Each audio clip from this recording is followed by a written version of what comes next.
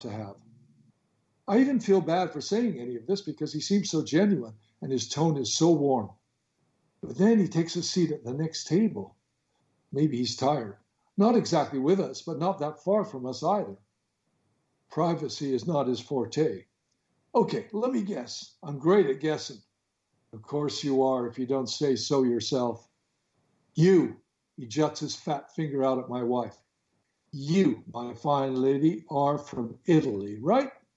That's right. How did you know? My wife answers, charmed that he guessed right the first time, yet forgetting that he had overheard her speaking Italian with our daughter.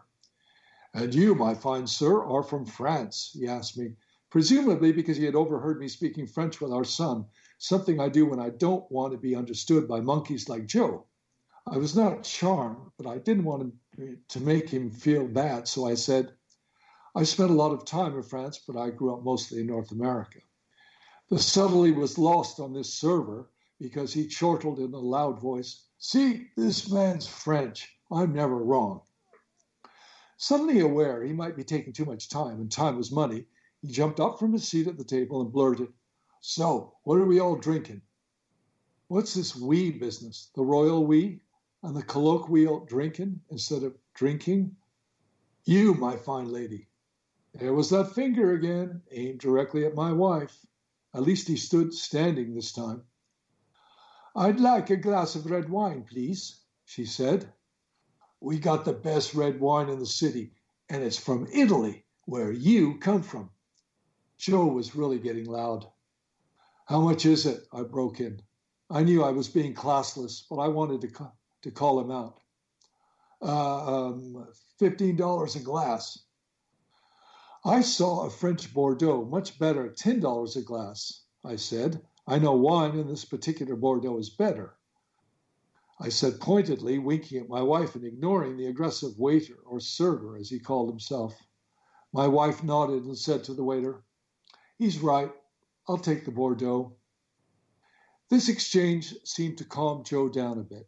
He took everyone's drink and food order quickly and silently and went to the kitchen. During the meal, however, he continued to point at people and ask us whether we were still drinking our beverages when we had only finished them. Excuse me, he'd interrupt in a loud voice, ruining the joke my son was telling. You still working on that? I held onto my son's glass and glared at him until he went away. When he came back from the kitchen, he suddenly said, I really like Siena too. I was there 2 years ago, when my wife and the other couple were with us were discussing the picturesque Siena, Italy. Again, I looked at him and gave him the Clint Eastwood stare. He looked away but didn't leave.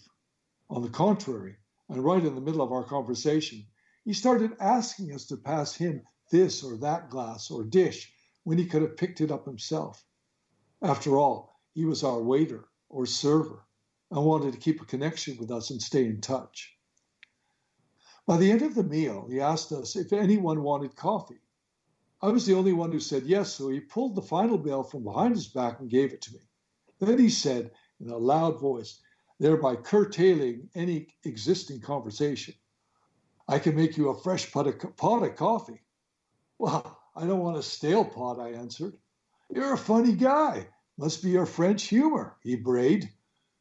Tell you what, just for you, I'll make you a super hot fresh pot of coffee, and I won't even charge you for it. That's really nice of you, I said. You want to give me your credit card now? I'll ring that up for you too. Wow, you're really doing a lot for me, I gushed with feigned emotion as I handed him my card. We aim to please, he said seriously, and walked off to the kitchen. When he returned, I noticed he had highlighted the 20 and 30% tip suggestions and had crossed out the ones for 15 and 18%.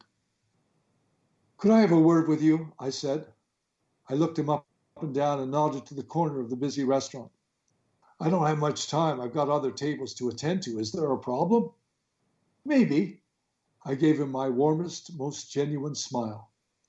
I walked to the corner with him and he met me there. What is this crap? I hissed. Excuse me, sir? You interject your silly little comments throughout our meal. You make a big deal about bringing me a fresh cup of coffee on the house after you'd already prepared our bill without it, because you hadn't asked anyone if they even wanted coffee, which is a normal thing that waiters, not servers, do.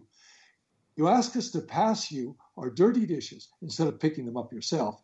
You can't shut your mouth when we're speaking, which is why we go out to dinner in the first place, so we can conduct our own private conversation without you.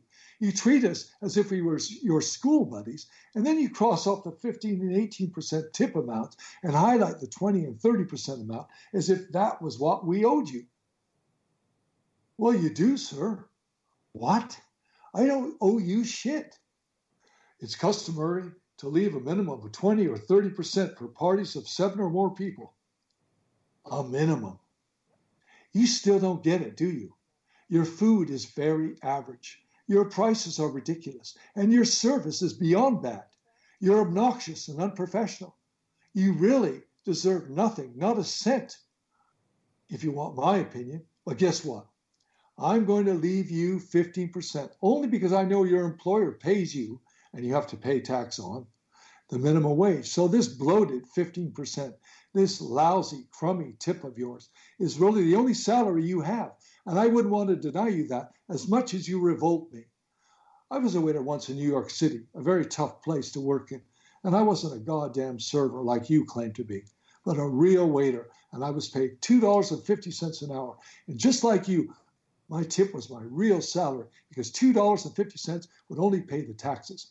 However, I used to shut my goddamn mouth when I worked and did my job. I must say, though, that if any of my clients ever complained to me out loud about the meal, I would spit on their food or throw their meat on the floor in the kitchen. That's why I made sure not to talk to you about this until the meal was over, and I'm a nice guy, because I didn't want to embarrass you. I'm doing this here in private, so you should be grateful you still have your job, because I could have made a big scene out there. If you've got any beef to pick, it should be with your miserable employer who pays you nothing, therefore forcing us, your customers, to pick up his goddamn tab. I'm not one for saying it's better in Europe, because it isn't, but at least they have competent waiters there who shut their mouths, but you don't have to leave them a tip. But they're so rude there, the waiter whispered back to me. It wasn't as if he'd listened to a word I'd said, so I dug in harder. Of course they're rude, I shot back. Does life always have to be a pleasant experience? You think being a waiter is a fun job? But at least they're competent, unlike you, and they're paid a normal salary to do a job. We're going out to dinner, not to make your acquaintance, and pay 20% to learn about your life. I don't give a damn that you were in Siena, Italy. I don't give a shit that you walked down the Champs-Élysées in Paris, France. We don't give a damn about your life. Do you give a damn about mine? You should almost be thanking me for paying you anything, you ignorant monkey. He stood there in desperation. His jaw was slack and his eyes were wide open. My bad. I'm so sorry, he finally said. I considered him for a moment. I had completely disarmed him. He had probably never apologized publicly to any of his customers. He stood there staring at me as if his life depended on my good graces. I don't know what came over me because I suddenly shook his hand and said, "You should be sorry. You're welcome to."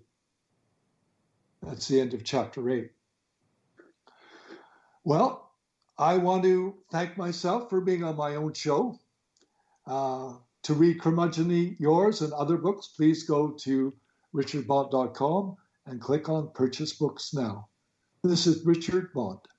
So I'd like to thank our guests for being on Curmudgeonly Yours today. And please, if you like what you heard, send me an email to richard@richardbonte.com. And if you didn't, please keep your comments to yourself. Remember, this is Richard Bonte and Curmudgeonly Yours on Society Bites Radio, where everything is what it seems, nothing is what it seems, and what is not said is often of most interest.